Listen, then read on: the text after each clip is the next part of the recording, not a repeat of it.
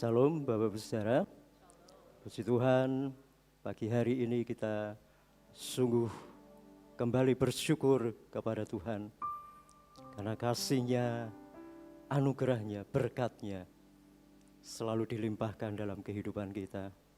Terbukti pada hari ini kita kembali bisa berkumpul, bersekutu bersama-sama. Dan saya percaya Bapak-Ibu Saudara pagi hari ini datang hanya untuk memuji, menyembah Tuhan. Amin. Kita tahu pagi ini kepada siapa kita datang.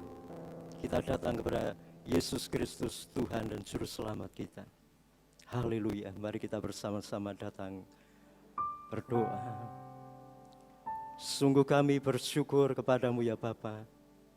Pagi ini bersama-sama kami boleh kembali datang kepadamu. Kami membawa hidup kami di altar-Mu menjadi persembahan yang kudus dan yang berkenan di hadapan-Mu. Dan kami mau mengucap syukur kepadamu dengan kami memuji menyembah-Mu ya Tuhan. Dengan segenap hati kami, dengan segenap kekuatan kami, agar Engkau yang dimuliakan, ditinggikan, diagungkan. Dan kami rindu kehadiran-Mu Kau nyatakan di tengah-tengah kami. Lawat kami ya Bapa, jamah kami. Mari Roh Kudus-Mu bekerja dalam setiap hati kami. Pulihkan kami, bangkitkan kami, sembuhkan kami, bebaskan kami. Untuk kami bersama-sama bisa menggenapi rencana kehendak-Mu dalam hidup kami. Terima kasih Bapa, segala puji, hormat, kemuliaan hanya bagi-Mu sampai selama-lamanya. Dalam nama Tuhan Yesus kami berdoa dan mengucap syukur. Amin. Mungkin hari ini Bapak Saudara memiliki beban berat, pergumulan. Tapi pagi ini mari kita bawa semuanya ke hadapan Tuhan. Kita percaya saat kita bersama-sama sujud di altar-Nya, pemulihan terjadi, kesembuhan terjadi. Haleluya.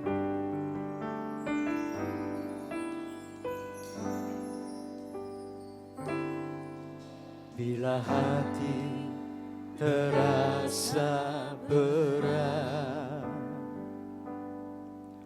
tak seorang pun mengerti bebanku, ku tanya Yesus, apa yang harus ku buat?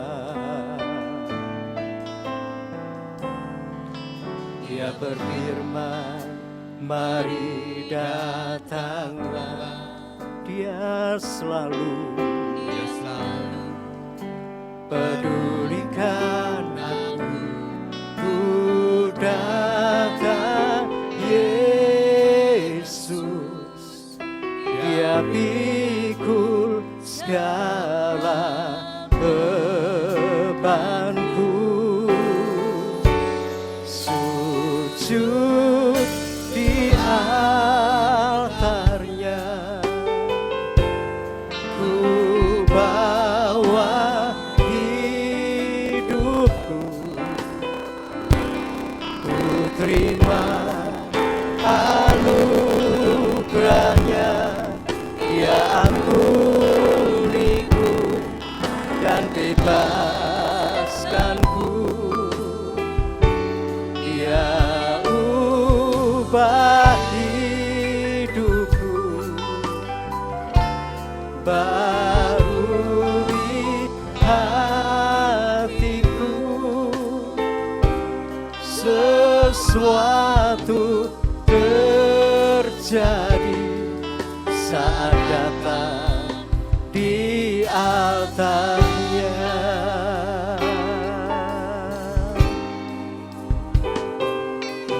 Bila hati terasa berat, tak seorang mengerti bebanku, ku tanya Yesus, apa yang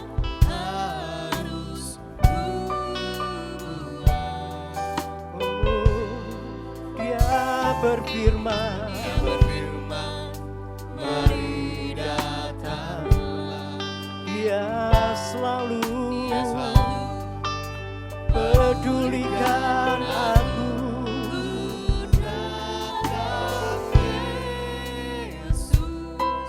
Dia pikul segala bebanku. Sujud di altarnya, ku bawa hidupku. Terima anugerahnya dan bebaskanku. Dia ubah hidupku, barui hatiku. Sesuatu terjadi saat datang di altarnya. Sujud. Mari Bapak Ibu Saudara, kita bangkit berdiri di hadapan altarnya. Mari kita membawa hidup kita kepada Tuhan. Dia akan mencurahkan anugerahnya. Dia mengampuni kita, membebaskan kita.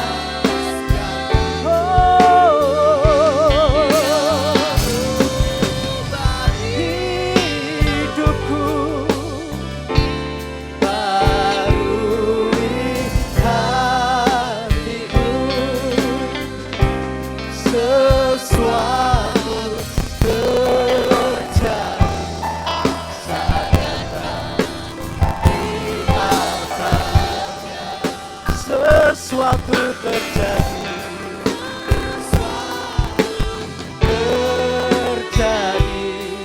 saat datang di altarnya.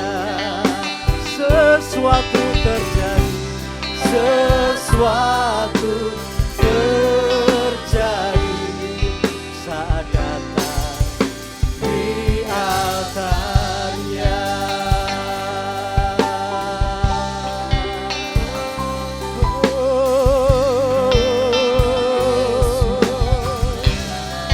Kami sujud di altar-Mu,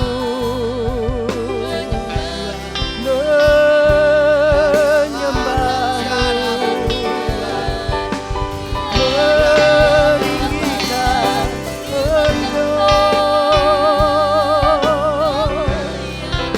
mengagungkan Engkau ya Tuhan, memuliakan-Mu, menyembah-Mu. Kami bawa hidup kami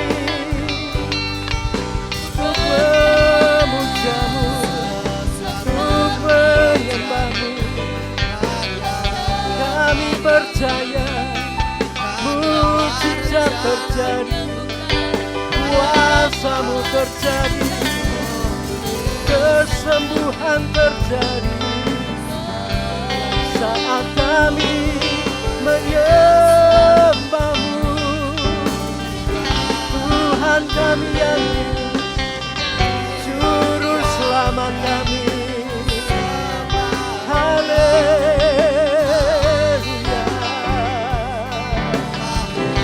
Glory,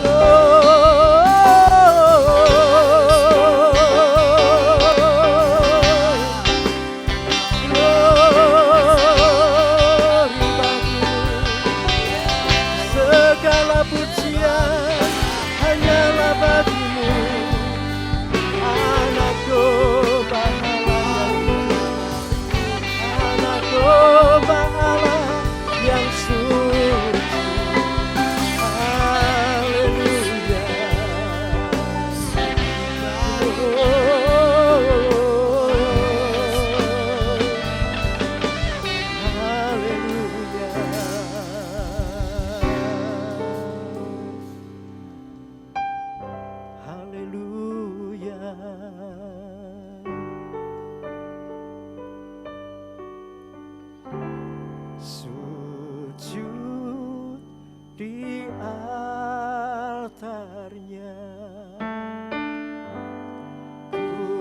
bawa pagi ini dan untuk selama-lamanya. Kami membawa hidup kami kepada-Mu.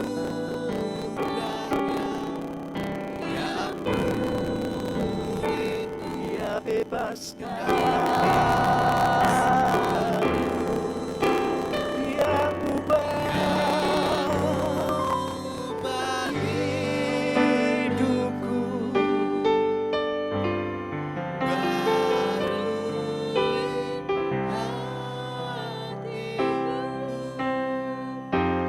Sesuatu terjadi sadarlah dia. Sekali lagi dengan lebih lagi sujud di altarnya.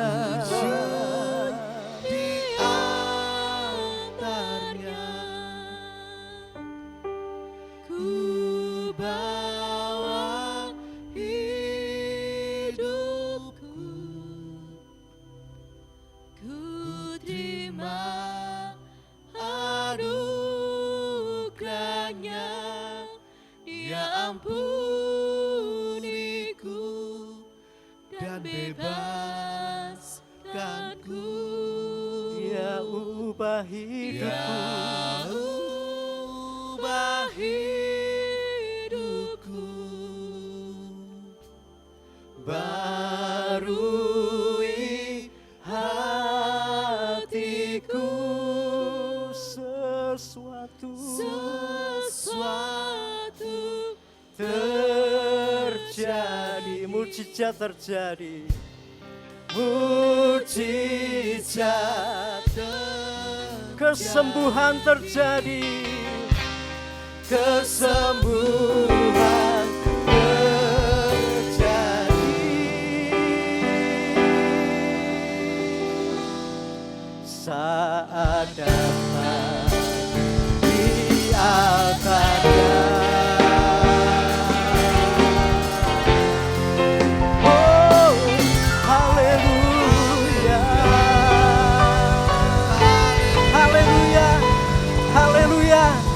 Terima kasih Tuhan. Haleluya. Bapak saudara mau lebih lagi memuji menyembah Tuhan? Amin. Berikan salam kanan kiri muka belakang. Katakan, langit dan bumi pujilah Dia, dan aku saat ini mau memuji Tuhan. Haleluya.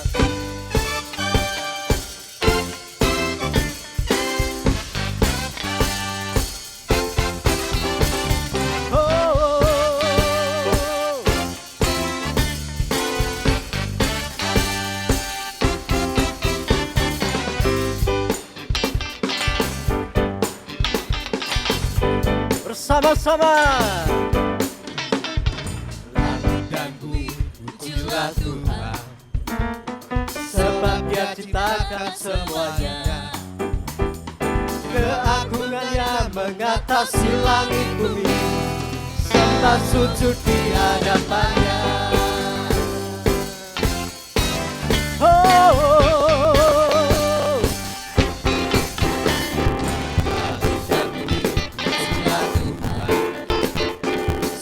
Dia ciptakan semuanya. Keagungannya mengatasi langit bumi, sembah sujud di hadapannya. Ku puji, ku sembah, ku puji, ku sembah Yesus Kristus Sang Penebus. Ku puji, ku sembah, ku puji, ku sembah Yesus Tuhan dan Rajaku.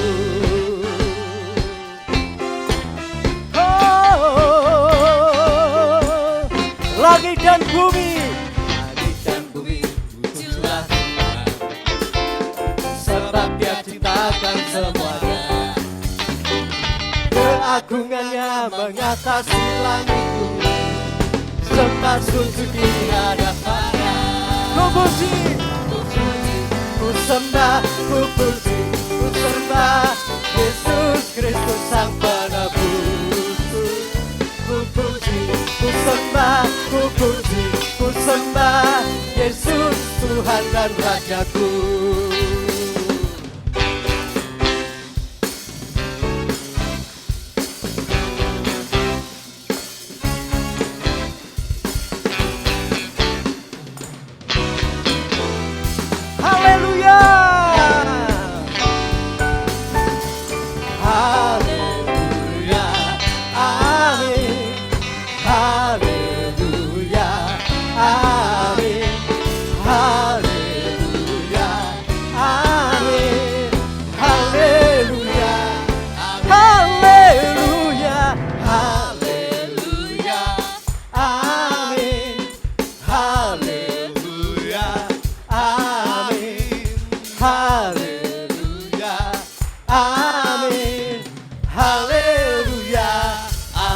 Angkat tangan kita di hadapan Tuhan. Haleluya.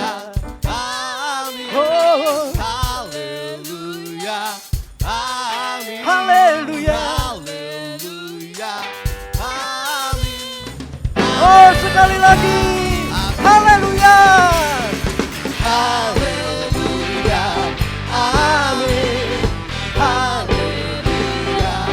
Amin. Haleluya. Amin. Haleluya. Amin. Haleluya. Amin. Haleluya. Amin.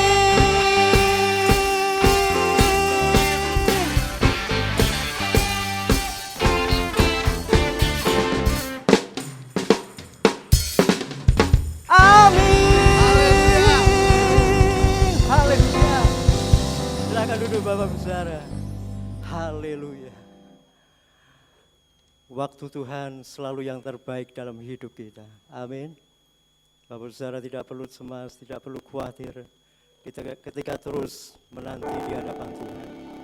Pada waktu yang terbaik, Tuhan akan memulihkan Bapak Saudara semuanya. Haleluya.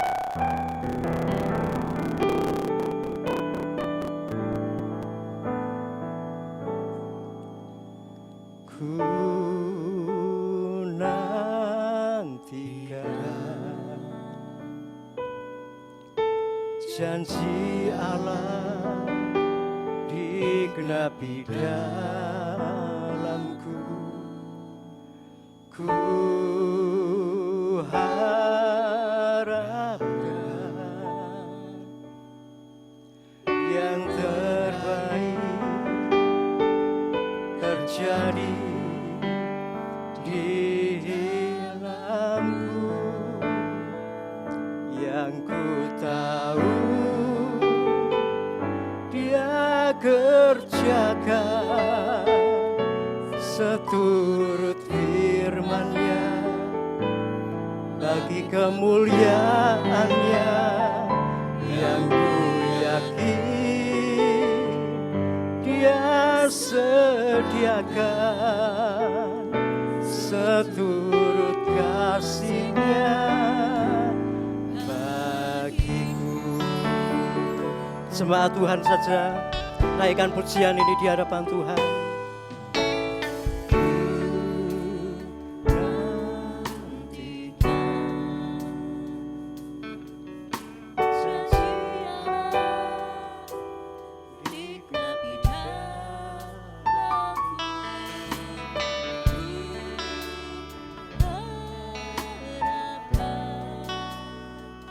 Dia selalu memberi yang terbaik dalam hidup kita.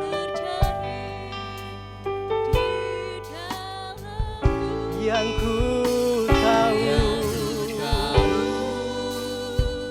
Dia kerjakan seturut firman-Nya bagi kemuliaan-Nya. Yang ku yakin Dia sediakan seturut kasih-Nya bagiku. Yang ku tahu Dia kerjakan seturut firman-Nya bagi kemuliaan-Nya. Yang ku yakin Dia sediakan seturut kasih-Nya bagi yang ku tahu. Dia kerjakan seturut firman-Nya bagi kemuliaan-Nya. Yang ku yakin Dia sediakan seturut kasih-Nya bagiku. Seturut kasih-Nya, Seturut kasih-Nya bagiku. seturut kasih-Nya, Seturut kasih-Nya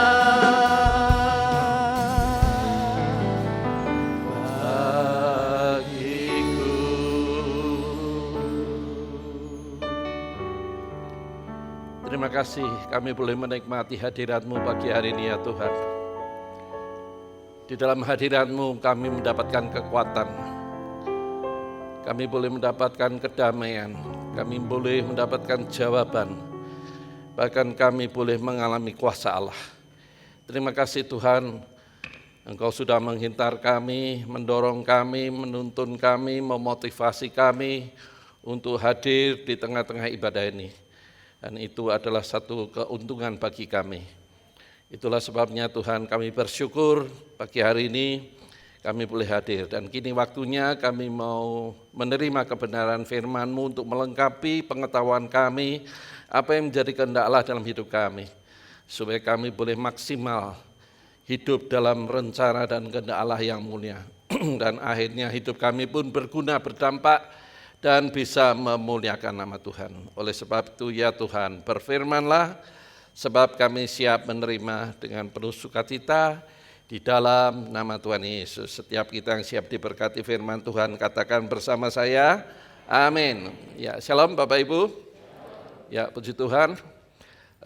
Pagi ini saya akan melanjutkan apa yang sudah Tuhan taruh dalam hati saya, yaitu tentang kepemimpinan. Hari ini adalah bagian keempat. Ya, kemarin bagian ketiga tentang sikap hati. Ya, kita punya sikap hati untuk membangun kepemimpinan atau tidak. Nah, sekarang kita akan melihat lebih jauh lagi.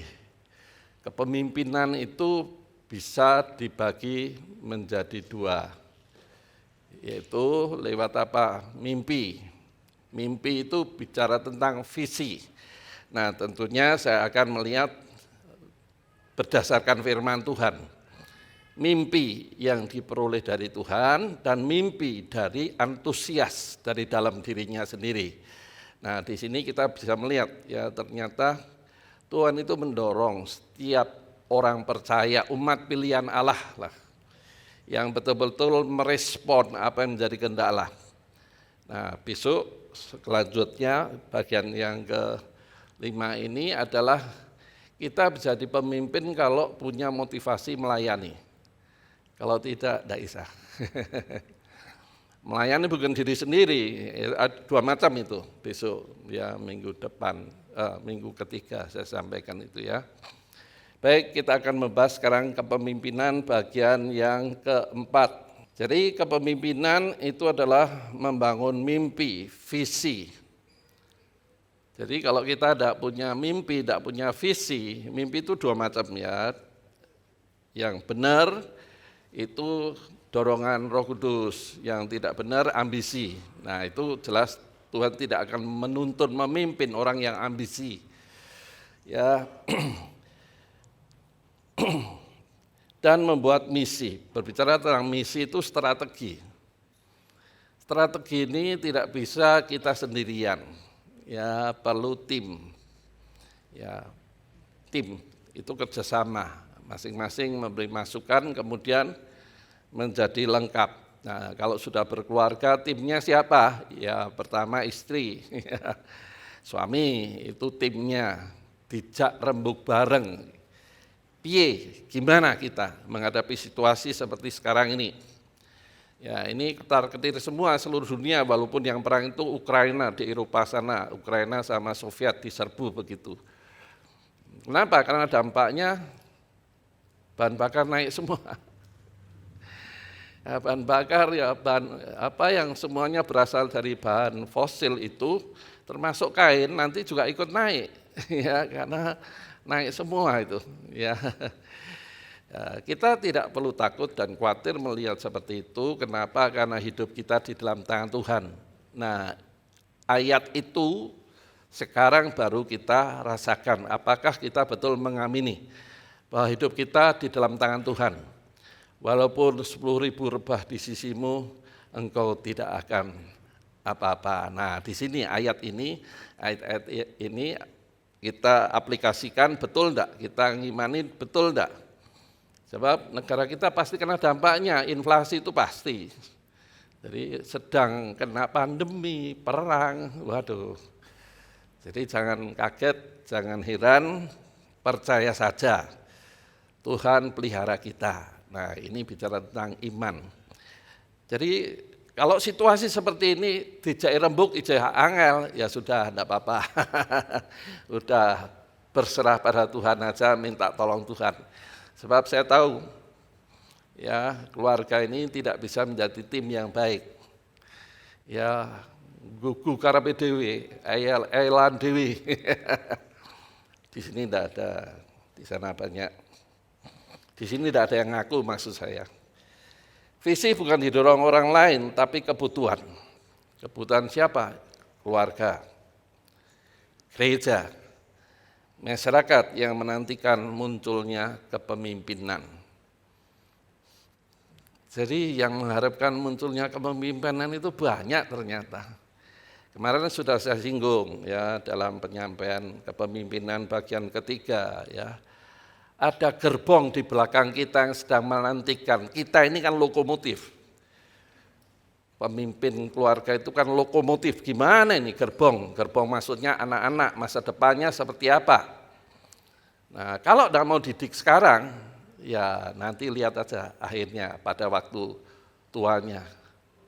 Pada waktu tua itu kan orang tua maunya rehat, istirahat, biar ngerekoso, saya kira santai sitik. Tidak, kenapa? Karena titipi putu.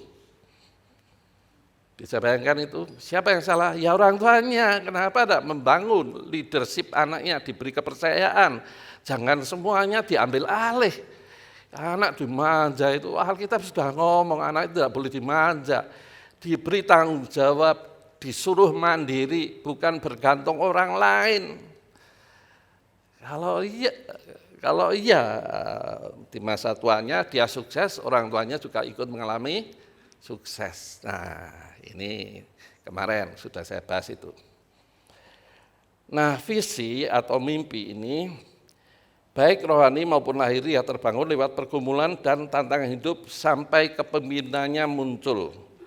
Nah, kalau yang saya kasih blok merah itu adalah ada visi yang tidak direstui. Visi yang tidak direstui itu apa? Garis besarnya ambisi pribadi atau keinginan daging. Ora trimo koncone ndek motor, melu tuku motor walaupun kredit, itu ambisi itu.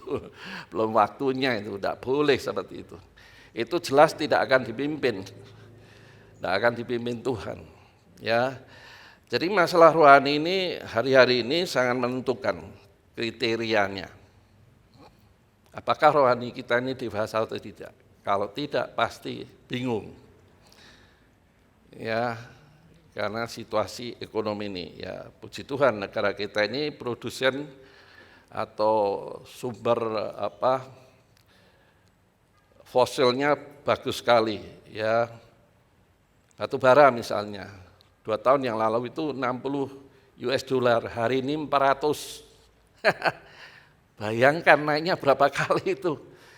Ya, jadi orang-orang yang punya tambang batu bara itu kaya raya, senang sekali.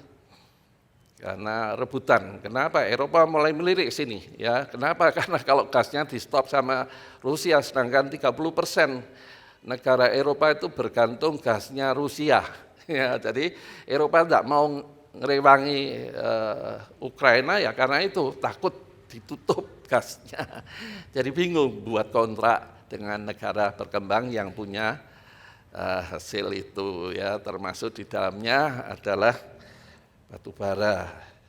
Ya, Australia juga besar, tapi yang paling bagus kualitasnya itu dari Indonesia. Jadi kita tahu ya visi itu penting. Nah, nanti kita bagi visi yang berasal dari Tuhan atau mimpi dari Tuhan, dan kita melihat mimpi didasari dari kebutuhan, situasi dan kondisi keluarga, gereja, dan orang lain, mungkin saudara kita yang tidak mampu dan kita istilahnya menjadi tiang, soko, tonggak keluarga. Nah, kalau tidak menyadari itu ya leleh luweh.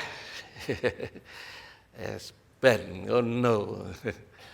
Hakunu gitu ya. Mari kita melihat lebih jauh sekarang. kita melihat mimpi atau visi dari Tuhan. Yusuf. Jadi Yusuf itu dapat mimpinya 2 kali. Pertama, berkas gandum saudaranya nunduk ke berkas miliknya. Ya, terus kemudian mimpi bulan dan bintang. Ya, jadi orang tuanya pun ikut nunduk.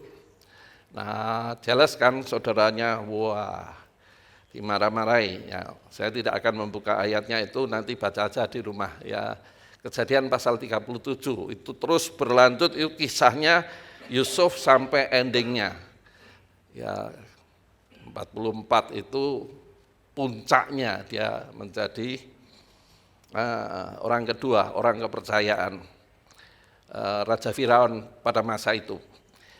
Nah, kita melihat mimpi, visi yang berasal dari Tuhan, yaitu Yusuf. Apa yang pertama dilakukan untuk merealisir atau mengalami mimpi? Saya tidak tahu, Bapak Ibu pernah mengalami mimpi enggak? Dari Tuhan loh, bukan mimpi karena kekenyangan atau mimpi karena panas dalam, ngamuk gitu ya.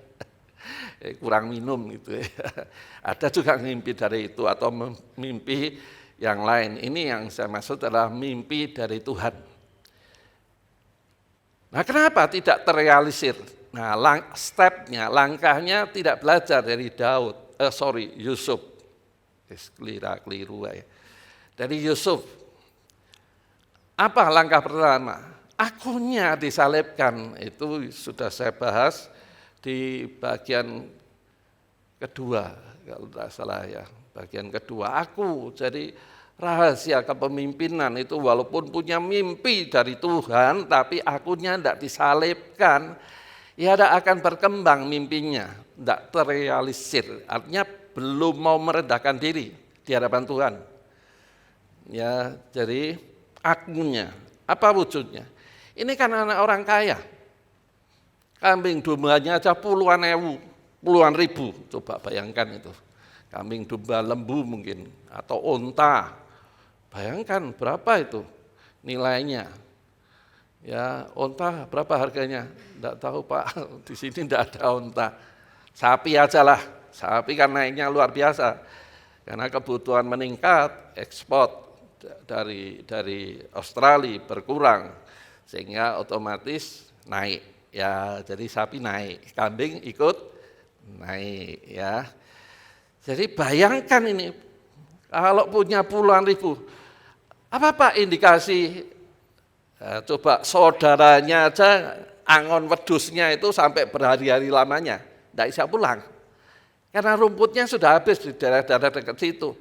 Jadi bisa bayangkan nih, anak orang kaya ini mendadak dijual jadi budak, bisa bayangkan itu, pergumulan akunya itu seperti apa. Ceritanya wong sugih mendadak bangkrut, ora ndek apa-apa. Bisa bayangkan itu, pergumulan Yusuf itu ya seperti itu. Bayangkan anak wong sugih, pembantunya ratusan. Tidak percaya, siapa yang diajak perang Abraham untuk menyerbu, untuk menolong si ponakannya Nuh itu? Kan pembantunya. Berapa pembantunya yang diajak perang? Itu kan biasa angon wedhus itu, padha wae itu. 300 lebih itu untuk menyerbu yang menawan Nuh saudaranya itu. Ya, itu di Kejadian itu jelas, itu Kejadian 13 menjelaskan itu. Nah, kembali ke sini. Jadi mimpi bisa dari Tuhan, tapi yang pertama kita mau enggak mengerat daging kita. Kalau enggak, Tuhan enggak bisa nuntun. Tuhan mau ngomong kita enggak mudeng, enggak nangkap, enggak ngeh gitu ya. Enggak peka mendengar suara Tuhan. Kenapa? Akunya belum disalibkan. Nah, saya tidak akan mengulang-ulang, itu sudah saya sampaikan yang kedua kali. Nah, setelah dia bisa mengatasi diri sendiri, dia mulai bergaul dengan budak yang lain. Bisa? Pembantu satu bergaul dengan pembantu yang lain? Bisa? Akrab? Bisa enggak? Bisa enggak dikendalikan? Ya ora, wadul. Yuk nika lho, yuk. Wah, sing siji, yuk nika lho. Malah congkrah dewe, cari muka satu dengan yang lain. Yusuf bisa ngatasi itu? Ya, itu kenapa? Akunya disalibkan, jadi kuncinya di situ. Akunya. Kemudian belajar melobi, sosialisasi dengan orang lain. Ini sama saja. Berbicara tentang leadership itu juga dalam usaha, wirausaha ini harus pintar bernegosiasi, sosialisasi dengan orang. Ya, jadi berani merendahkan diri, menawarkan barang, ya dengan terus menerus. Ya, ada seorang pemimpin atau penulis buku leadership yang mengatakan, kalau kamu jual itu jualan, kamu belum sampai ke 100 orang lebih, itu kamu belum mampu jualan. Bayangkan itu, ngetuk sini tolak, ngetuk sini tolak, ngetuk sini tolak. Jadi sampai 100 kali itu penulis buku itu mengatakan seperti itu. Jadi kalau tidak punya kerendahan hati apa mau? Was, kono trimo ing pandum. Nah, seperti itu kok mau jadi pemimpin ya ndak bisa. Mimpin dirinya aja tidak mampu. Ya. Jadi Daud ini Yusuf belajar lobby, bersosialisasi dengan orang lain, belajar administrasi dan manajemen. Ya, ini sudah saya bahas ya. Jadi mau jadi orang besar ini harus belajar banyak hal. Pak, saya ini bisa punya kios saja, puji Tuhan, Pak. Puji Tuhan, Pak. Iya. Mau enggak punya kios 10? Ya mau. Kalau 100, ya mau. Gimana ngaturnya? Belajar dong manajemen. Ya, belajar dong administrasi, belajar dong pembukuan, belajar ya disebut cash flow, keluar masuknya uang seperti apa. Ya, kalau semuanya mau dipelajari ya tinggal tunggu waktunya. Dan akhirnya karena tahu hal-hal yang penting itu, apa Yusuf sudah tahu kalau mau jadi Perdana Menteri? Enggak tahu kan? Dia hanya tahunya jadi budak itu, bersikap sebagai budak yang baik itu. Disiplin, tanggung jawab, rapi, tepat waktu. Ya. Kalau hal-hal seperti ini tidak bisa melakukan, gimana bisa percaya sesuatu yang besar? Kasih tanggung jawab aja tidak bisa dilaksanakan. Nah, gimana bisa mencapai hal yang besar? Nah, Yusuf ini terlihat, maka dipercaya Potifar. Ya, dipercaya Potifar. Potifar masuk udah ngerti, wong dia itu pemimpin pengawal, ya istilahnya sudah tingkatnya kolonel, masuk udah ngerti. Bisa kan melihat orang. Nah, Yusuf ini bisa dilihat karena track record-nya, background-nya, tindak lanjutnya, bagaimana hubungan dengan sesama budaknya. Ya. Jadi mimpi dari Tuhan itu bisa, tapi langkah awalnya bagaimana, Pak? Langkah awalnya adalah aku disalibkan.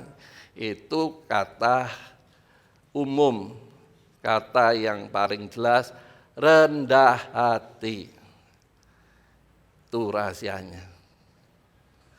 Ngawulo, nah, itu nanti yang selanjutnya, melayani itu.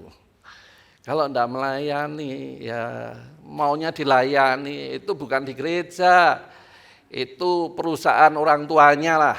Ya, tapi di gereja itu melayani, ngawulo, seperti Tuhan Yesus.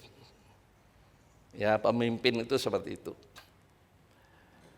Kemudian cukup tidak masuk penjara. Waduh, belajar mengatasi penjahat sampai dipercaya mengurus penjara. Ya, jadi sipirnya itu sampai percaya. Berarti kan manajemennya bagus dia. Lobbynya bagus, bisa ngatasi. Mana toh penjahat yang ngaku salah? Enggak pernah ada yang ngaku salah. Udah salah, ceto welo-welo aja enggak mau ngaku. Jadi gimana mengatasi seperti itu? Berarti kan levelnya lebih tinggi dalam mengatasi persoalan masalah. Jadi persoalan masalah itu sudah saya sampaikan di awal, itu adalah bagus untuk melatih kita. Jangan alay, jangan manja, Jangan mengasihani diri sendiri, masalahku banyak. Setiap orang punya masalah sendiri-sendiri, ukurannya sendiri-sendiri. Ya, setiap orang itu bebannya beda-beda. Ada yang kuat 5 kilo, ada yang sampai 10 kilo, ada yang sampai 100 kilo. Jadi setiap orang masalahnya berbeda. Tapi tujuan akhir dari masalah itu adalah untuk membentuk leadership. Sebetulnya itu rahasianya, ya. Kemudian dia menjadi orang kedua di Mesir. Nah, di sini pun banyak yang salah menafsirkan. Karena bisa menafsirkan mimpi, menafsirkan mimpi itu bisa salah, ya. Tapi Yusuf bisa menafsirkan. Bukan hanya menafsirkan. Mimpinya begini, ya, lembu gemuk makan, kemudian lembunya dimakan sama lembu kurus, bingung kan? Nah, itu diterjemahkan ya sama Yusuf. Gimana ini mengatasi situasi seperti ini? Raja harus begini, membuat lumbung seperti ini, lumbungnya model ini supaya gambutnya bisa tahan lama. Maka ini anginnya dari sini supaya ini tidak busuk, tidak mudah basah dan kering, tetap kering. Mungkin loh, saya enggak tahu, nanti tak tanya kalau sudah sampai surga. Raja Firaun mungkin, sopo sing iso luwih pinter saka iki? Dia menjadi orang kedua mengatasi situasi. Panen raya 7 tahun dan kekeringan 7 tahun. Hanya dia yang mampu. Dari mana itu? Belajar ketika jadi budak itu. Jadi kita tahu proses kepemimpinan itu ada harga yang dibayar. Tidak bisa langsung dikasih kepercayaan ini hancur, percayalah. Perusahaan itu juga sama. Kalau anaknya tidak mampu mengatasi masalah, diserahkan, hancur perusahaannya. Ya, sekarang kita melihat mimpi yang dari dalam diri. Ya, ini visi dorongan dari hati. Ini tentunya kita belajar dari Nehemia. Nehemia itu orang kepercayaan raja. Nah, jadi peramu minuman, ya, menyediakan minuman. Kalau tidak dipercaya, bahaya sekali. Raja itu kan musuhnya banyak, bisa diracun. Ya. Jadi orang kepercayaan ini kan punya integritas. Jadi Nehemia ini punya integritas, jujur, bisa dipercaya, tanggung jawab, dan ramah, rendah hati, sehingga disukai raja. Raja ketemu Nehemia, rasanya wis makplong, karena wajahnya penuh kemuliaan.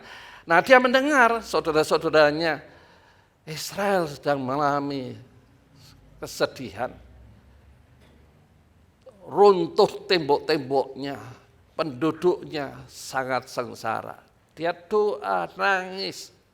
Tuhan, aku tahu karena ini dosa umat-Mu, sehingga kami mengalami seperti itu. Tapi bukankah Engkau mengatakan, Tuhan, apabila umat-Ku merendahkan diri mencari wajah-Mu, Engkau akan memulihkan. Ya, jadi ngerti firman Nehemia itu. Dan akhirnya Tuhan menggerakkan. Dia kan ngurung mikir, mesake kayak Pak Dene aku piye ya, Pak Lek aku kayak piye, Bu Dene aku kayak piye, sapa sing ngopeni ya wong kayak dhewean kan sedih. Ketika menyediakan minuman, konangan mbek rajane. Loh, kenapa kamu murung? Aduh, maaf Raja. Apa? Coba katakan, apa yang menjadi bebanmu? Gini Raja, tempat kelahiranku itu sungguh mengalami penderitaan. Terus maunya kamu apa? Izinkan aku ke sana untuk membangun. Terus apa yang butuhkan? Oh, coba ditanyai. Kayu gelondongan, wes gowonen. Dan tidak cukup itu, ada pengawal ya untuk mengawal. Kalau tidak nanti dirampok di jalan. Coba bayangkan ini. Jadi orang punya mimpi ini dapat support, dukungan. Ya, saya punya mimpi. Tidak usah saya ceritakan ya. Mimpi bukan untuk saya sendiri. Kalau mimpi anak untuk saya sendiri ya jelas ada. Maksud saya untuk orang lain. Ya, maksudnya saudara-saudara kita seiman yang menderitanya luar biasa. Udahlah, Tidak usah saya cerita detail lah. Pokoknya saya punya mimpi. Gimana menolong itu? Pasti butuh dana besar. Ya minta sama Tuhan, ya kalau Tuhan izinkan. Ya. Jadi Nehemia itu punya mimpi, ada kehendak hati yang bagus, ya, dan itu Tuhan menilai. Kenapa? Karena Nehemia punya integritas sehingga dipercaya sebagai tukang meramu minuman raja. Ya. Minuman raja itu kalau bukan orang kepercayaan bisa diracun, ya. Dan akhirnya mimpinya terrealisir bahwa perbekalan, bahkan ada dana khusus untuk biaya itu juga dikirimkan. Kalau melihat pasal-pasal selanjutnya, Bapak Ibu di rumah nanti melihat detail ya. Di situ kita melihat, jadi penyertaan Tuhan itu sempurna. Bagi siapa? Orang yang punya integritas. Aduh, susah ya. Nah, Nehemia ini dia punya mission impossible, tapi jadi possible itu ya. Jadi dia diam-diam berjalan melihat situasi ini gimana bangunnya. Jadi pemimpin itu bukan sekedar ya wes. Anda dia menyelidiki, melihat situasi, kondisi kota seperti apa, gimana musuhnya seperti apa, lawannya seperti apa. Dia melihat itu semua dan mempersiapkan itu semua. Ya, bukan sekedar ya bangun, itu betul direncanakan sungguh-sungguh. Gimana membangun kota? Tahu tembok dapat dibangun. Dan bagaimana strategi pelaksananya. Ya, karena musuhnya banyak itu. Lihat aja nanti di rumah Nehemia ini. Jadi paling ditabrak anjing aja itu tembok itu akan runtuh, gitu kan. Kemudian isu, yuk rembukan supaya kami boleh ikut bangun dan seterusnya.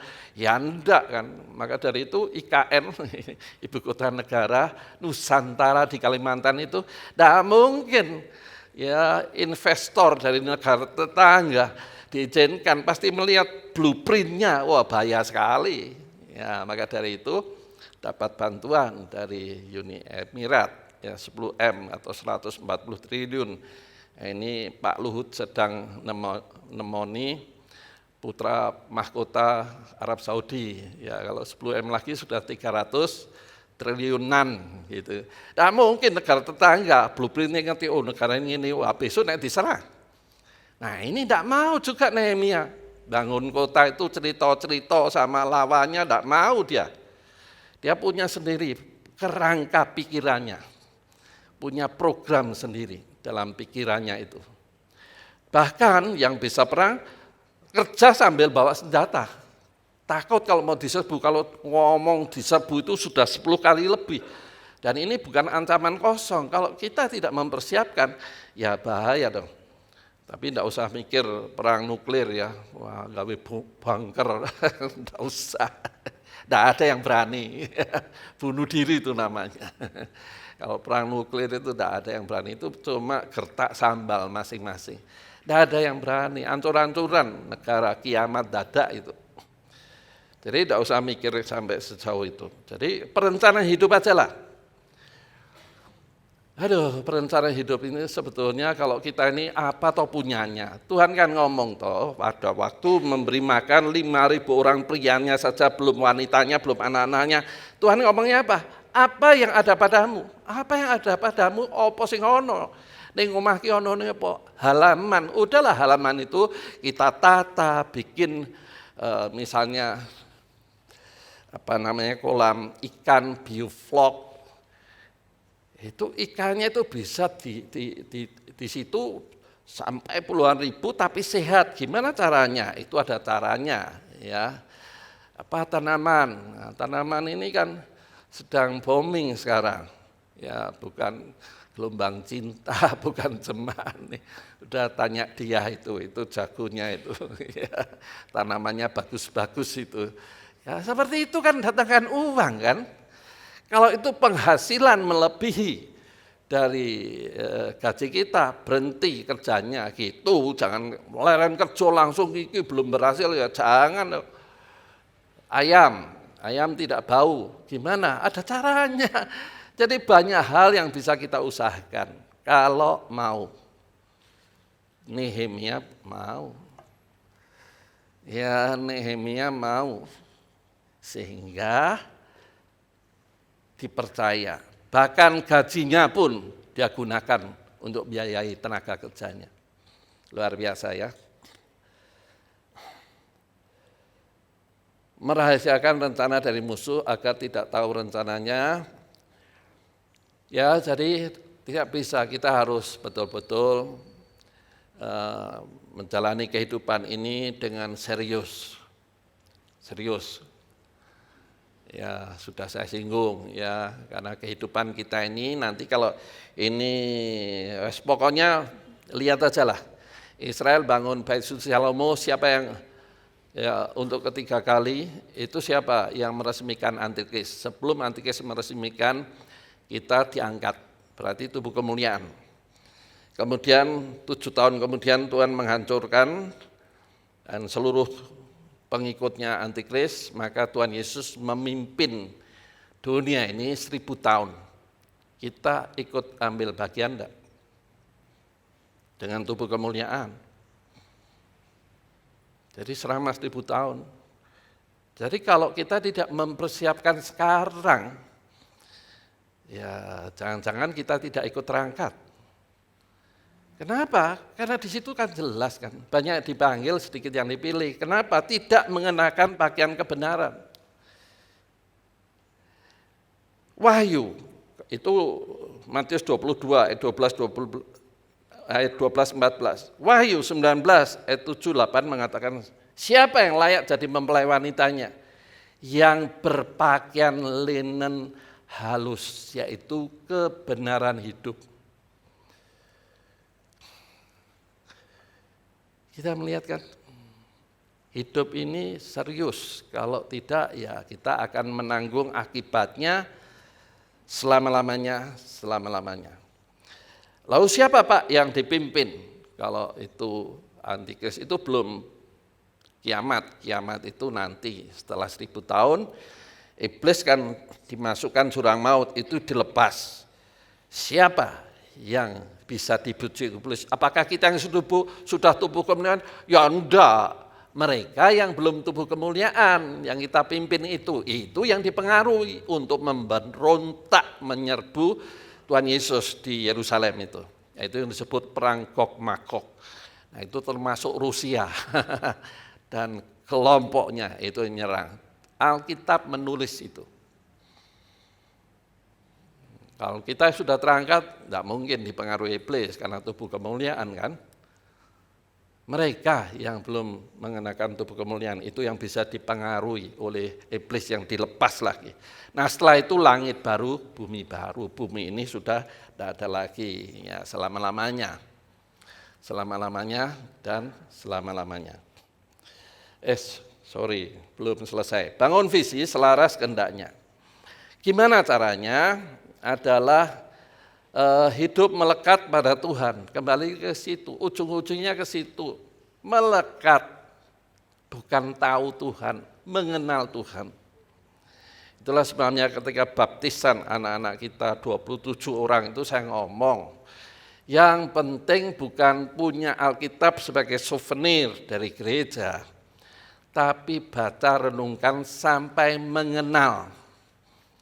Waduh ngeri. Generasi muda dihancurkan lewat game. Kemudian judi online. Waduh, game untuk judi itu anak-anak sudah dilatih itu sekarang. Ya beli senjata ini, itu dapat bonus ini. Wah beli itu, US dollar tentunya. Bisa bayangkan? Jadi sejak kecil anak-anak dihancurkan dengan cara seperti itu. Itu iblis. Ya, semua menang, kalah senjata hilang, ono sing adol. Ayo arek tuku rak, dedet meneh. Apa yang terjadi? Apa mikir masa depan anak-anak model seperti itu? Ya enggak. Ya. Tapi susah. Putune aku yang ngono. Waduh. Aduh, susah tenan. Ya piye sing penting ngomong. Dirungokke ora apa-apa, sing penting ngomong. Bahasa populernya, bahasa Jermannya, juweh karo putune. Ben ora apa-apa. Kan tahu masa depan kita ini, kan tahu. Kita yang tahu pengalaman bisa melihat jauh ke depan. Putu kita kan enggak tahu, ngetine game. Ngose to, main sik ngose to, atau sik ngose to. Bisa bayangkan. Dan psikolog Amerika, karena ada fenomena di Amerika itu.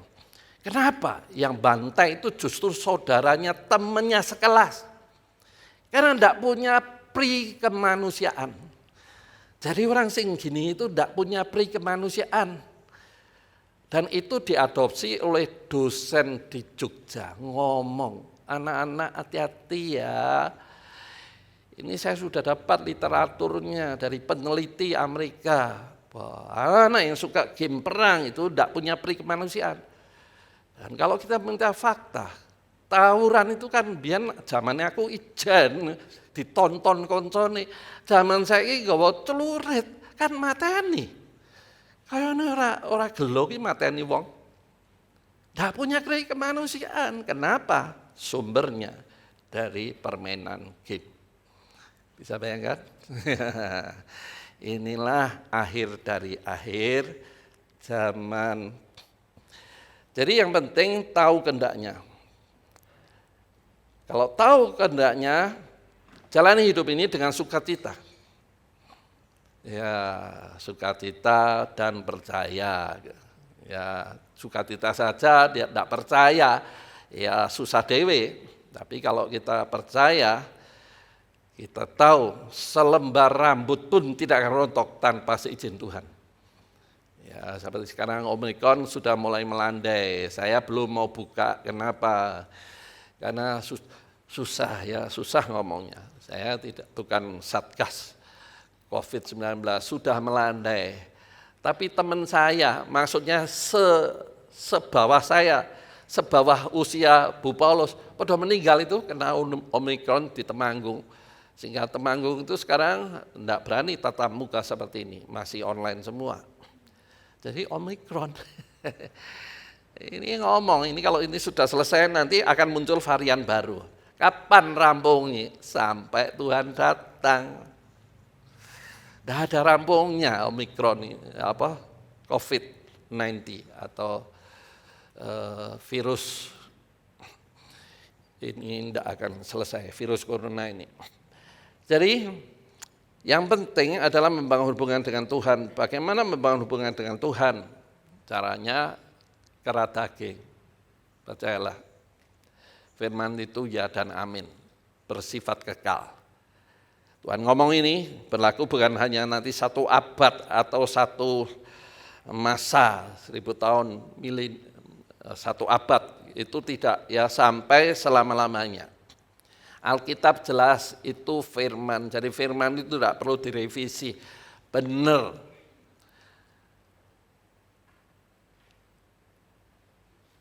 Matius 24 ayat 35 mengatakan, langit dan bumi boleh lenyap, firmanku tetap selama-lamanya. Jadi kita harus percaya betul. Firman itu ya dan amin. Mempertahankan firman kebenaran ini. Ya. Hubungan dengan Tuhan intim. Ya, kenal sampai kalau kita intim dengan Tuhan itu ya pasti akan terpengaruh lah. Ya, contohnya apa Pak? Gampang. Ketika Musa menerima 10 perintah Allah, begitu turun kan wajahnya bersinar. Kenapa? 40 dino ketemu Gustine. Kan ada auranya. Sama kalau kita ini hubungan dengan Tuhan intim, pasti ada aura Kristus dalam diri kita. Nah, gimana aura itu bisa muncul? Ya membaca, merenungkan, dan melakukan firman. Melakukan firman bisa terjadi kalau rendah hati, kalau tidak rendah hati kilak biyen. Saiki wis beda Nah, sama ketika saya menjelaskan tentang love, sex, and dating itu ya sama. Wah, Pak Paulus kuno, mosok kok orang itu pacaran. Nah, susah kan? Karena logikanya sudah di brainwashing atau cuci otak oleh logika dunia. Susah itu. Jadi kalau kita mau meletakkan segala konsep paradigma pengaruh dunia dan kita mau mempercayai perkataan firman, baru akan terjadi transformasi atau perubahan logika. Cara berpikir, cara pandang. Nah, kalau seperti itu jelas hidupnya tenang.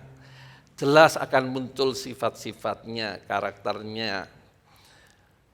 Saya pun masih belajar sampai hari ini. Kenapa harus belajar, Pak? Kalau saya sudah selesai, sempurna, ya sudah diangkat Tuhan. Ngapain di dunia ini? Di dunia ini bukan tempatmu, nang. Surga di tempatnya. Ya, kalau fokus ke sana kan mempersiapkan diri. Ya.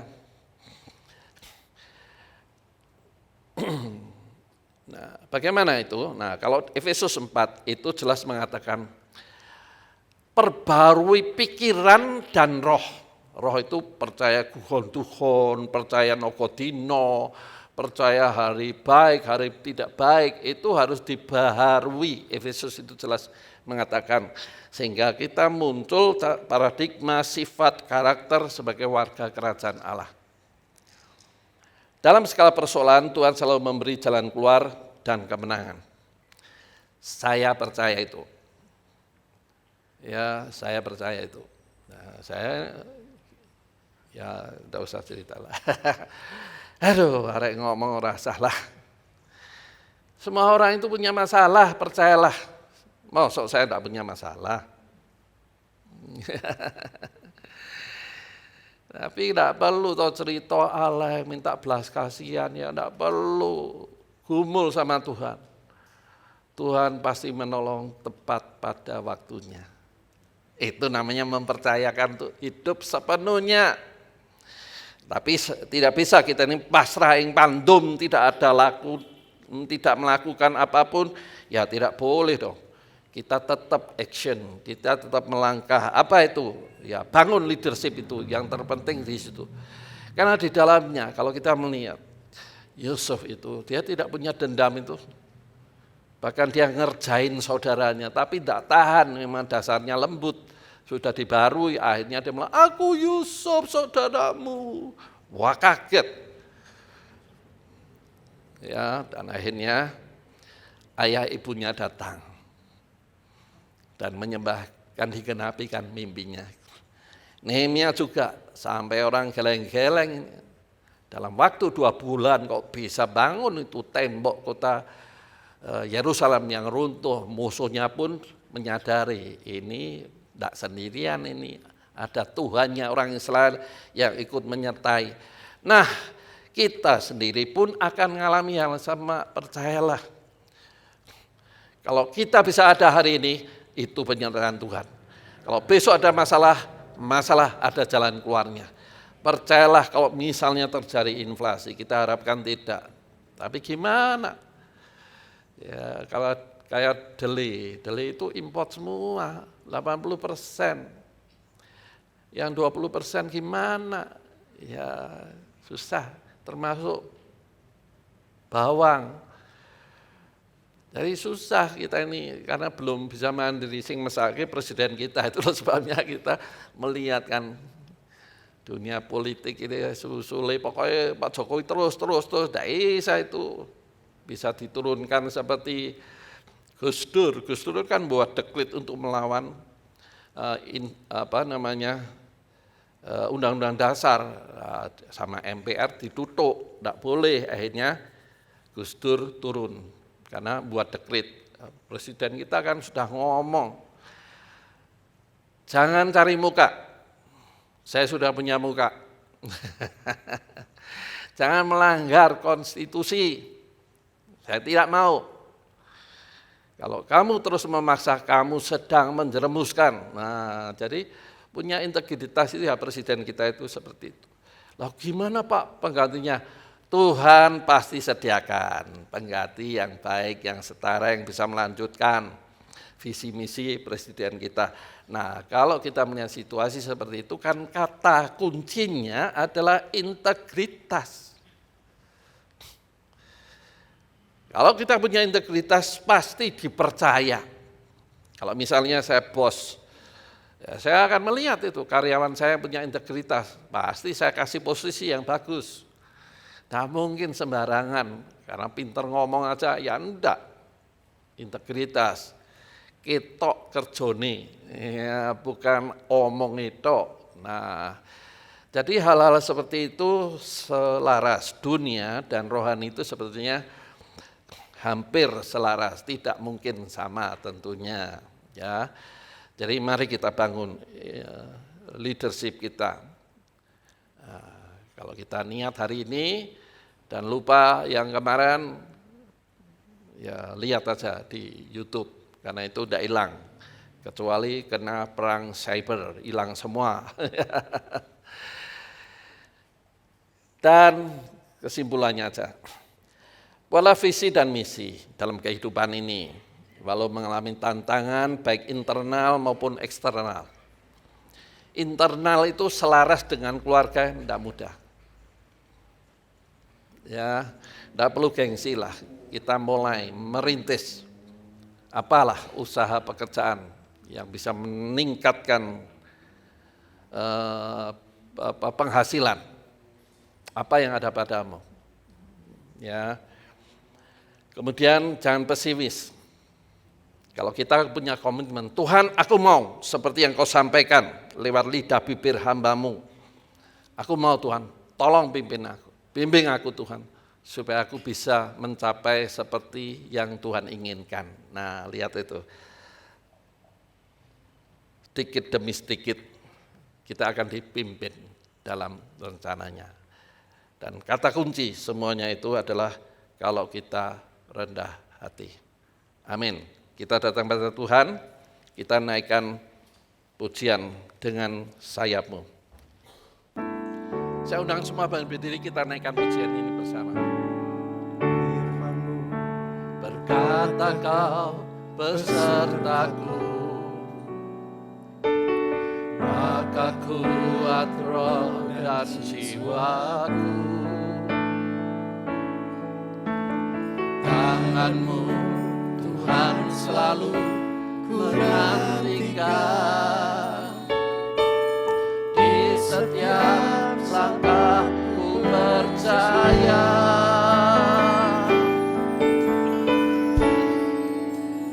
Dengan sayapmu ku akan terbang tinggi di tengah badai hidup. Ku tak menyerah, kau kekuatan dan perlindungan bagiku.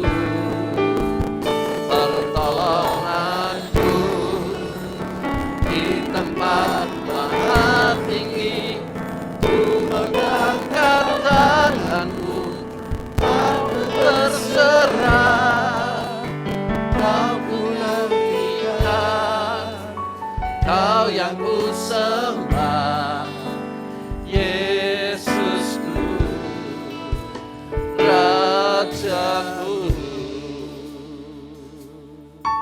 Percayalah firman-Mu itu ya dan amin.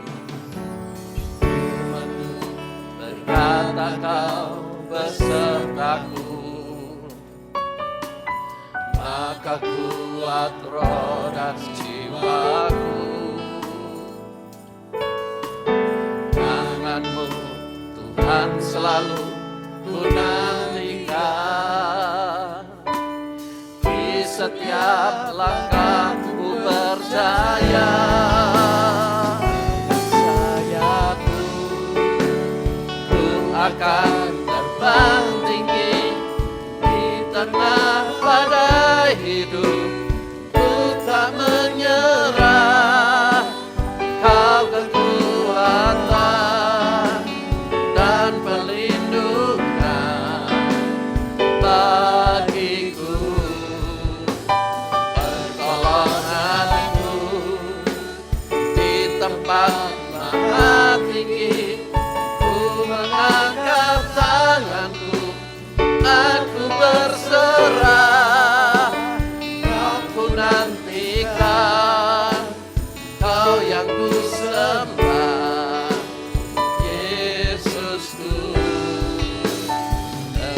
sayapmu, ku akan terbang tinggi di tengah badai hidup. Ku tak menyerah, Kau kekuatan dan perlindungan bagiku, pertolonganku di tempat maha tinggi. Ku mengangkat tanganku, aku berserah, Kau ku nantikan, Kau yang ku sembah, Yesusku. Dengan sayapmu,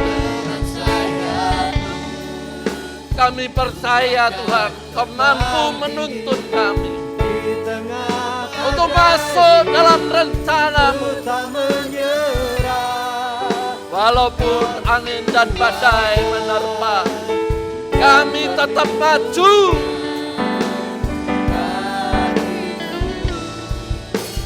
Pertolonganku di tempat maha tinggi, ku mengangkat tanganku, aku berserah, Kau ku nantikan, Kau yang ku sembah, Yesusku,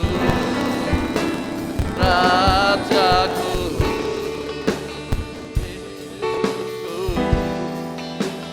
Rajaku,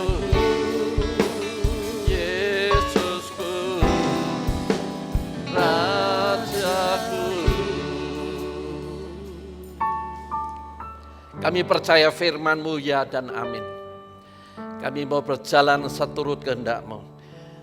Kami rindu pimpinan dan tuntunan-Mu Tuhan, supaya hidup kami sungguh berubah. Kami boleh memikirkan bukan diri kami sendiri, tapi keluarga kami. Mereka bisa melihat teladan hidup kami. Mereka bisa melihat tujuan hidup kami. Mereka bisa tahu komitmen kami. Oleh sebab itu, ya Tuhan, tolong kami. Dengan rendah hati, kami mengangkat tangan kami. Dan berseru, ya Tuhan, tolong kami.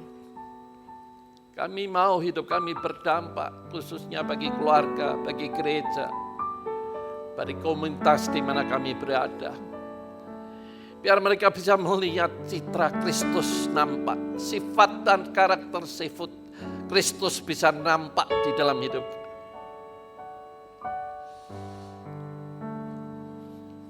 Kami sadar, kami lemah. Kami sadar kelemahan kami. Kami sadar keakuan kami masih kuat. Pagi hari ini di tengah hadirat-Mu kami berseru, Tuhan tolong. Kami butuh Engkau. Dan kami tahu Engkau bertahta di hati yang hancur, yang merendahkan diri di hadapan-Mu. Maka Engkau akan menjamah kami, memulihkan hidup kami. Terjadi mujizat ketika kami sadar diri. Kami ini tidak ada apa-apanya. Kami ini hanya debu aja. Hanya oleh anugerah kami memiliki status sebagai anak-anak Allah. Tidak ada alasan kami bangga diri ketika kami tidak punya karya apa-apa yang bisa dirasakan oleh keluarga, yang bisa dirasakan oleh gereja. Tidak ada kebanggaan apapun. Itulah sebabnya kami mau datang padamu dan berseru, ya Tuhan, ampuni kami. Jamah kami Tuhan, lembutkan hati kami yang sombong menjadi rendah hati. Terima kasih Tuhan, terima kasih. Kami bersyukur untuk firman-Mu yang terus-menerus mengingatkan kami. Itu karena menunjukkan bahwa Engkau mengasihi kami. maka Engkau selalu memberi yang terbaik. Dan kalau sebentar kami mengambil perjamuan kudus, kami mengundang Engkau untuk bertahta, memimpin hidup kami, menuntun kami, membimbing kami.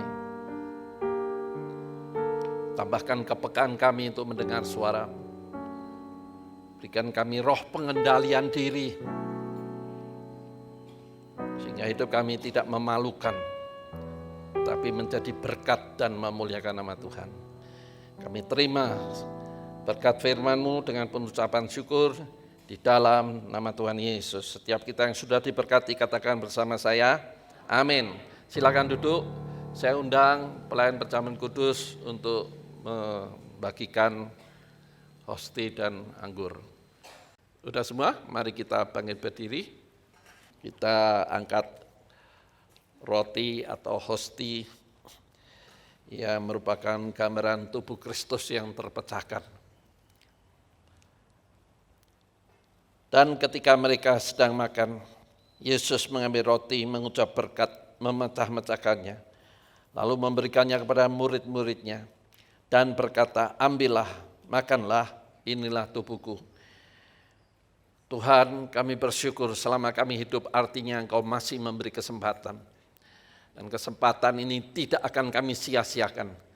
Sebab kami sadar di tengah pandemi ini, hidup kami ini seperti uap. Hari ini ada, besok belum tentu ada. Ketika kami ada, kami mau sungguh-sungguh mengikuti apa yang menjadi kehendak Allah. Karena di dalamnya kami bisa melihat dan mengalami akan kasih dan kuasa Allah yang tidak terbatas. Oleh sebab itu, ya Tuhan, layakkanlah bejana-Mu ini Engkau tinggali. Bertahtalah di dalam bejana hidup. Supaya kami boleh merasakan kehadiran-Mu, memberikan kekuatan, kedamaian, sukacita. Tentunya pengharapan, tidak ada roh ketakutan, kekhawatiran, tetapi keberanian kami, karena kami sadar Tuhan ada dan beserta dengan kami. Oleh sebab itu layakkan kami Tuhan untuk menerima ini. Di dalam nama Tuhan Yesus, mari kita makan bersama roti ini. Dalam nama Tuhan Yesus. Terima kasih Tuhan. Terima kasih Tuhan. Ampuni kami Tuhan, layakkan kami. Kami sungguh tidak main-main melihat dunia ini. Hanya Engkau Tuhan tempat dan kota benteng perlindungan kami yang sungguh.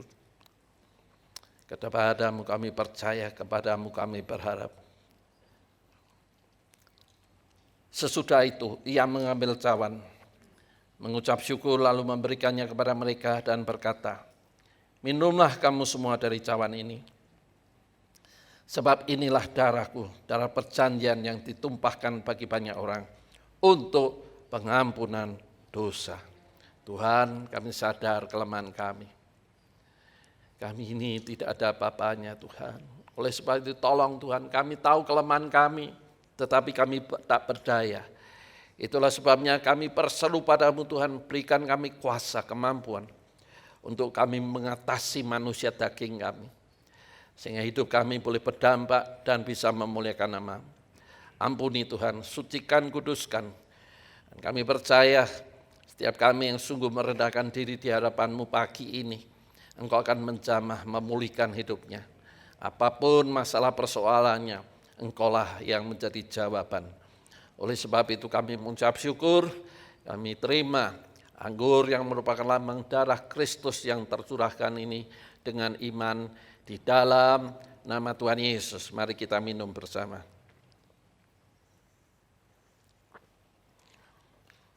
Terima kasih Tuhan.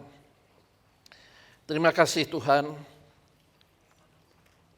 Kami bersyukur, kami berterima kasih. Dan kami mengimani Engkau terus bekerja dalam hidup kami. Menuntun kami, membimbing kami, mengarahkan kami. Agar hidup kami boleh berdampak dan memuliakan nama Tuhan. Kami terima semua anugerah-Mu ini dengan penucapan syukur. Di Di dalam nama Tuhan Yesus, setiap kita yang percaya sudah menerima berkat anugerah Tuhan, katakan bersama saya, amin. Mari kita akhiri ibadah ini dengan bangkit berdiri dan kita langsung berdoa. Bapa Surgawi, kami mengucap syukur untuk kasih setiamu di dalam ibadah sepanjang pagi. Kami bersyukur untuk lawatanmu, kami percaya benih firman-Mu yang sudah ditabur tidak akan kembali dengan sia-sia. Pasti tumbuh pada waktunya. Karena kami sudah menyediakan tanah hati kami. Kami juga mengucap syukur untuk perjamuan kudus yang menjamin kami sudah memiliki hubungan kembali dengan Tuhan secara baik. Dan tentunya kami tidak hanya sekedar memiliki hubungan yang baik, tetapi kami mau dipimpin Tuhan. Supaya hidup kami boleh memberi dampak bagi keluarga, bagi gereja, bagi masyarakat di mana kami tinggal. Sehingga hidup kami boleh memuliakan nama Tuhan. Terima kasih Tuhan, kalau sebentar kami mengakhiri ibadah itu kembali ke tempat kami masing-masing. Kami percaya Roh Kudus akan mengutus malaikat untuk menjaga melindungi kami. Sehingga kami boleh tiba di tempat tujuan kami masing-masing, baik di dalam kota maupun yang keluar kota. Terima kasih Tuhan. Dan akhirnya jemaat Tuhan angkat hatimu.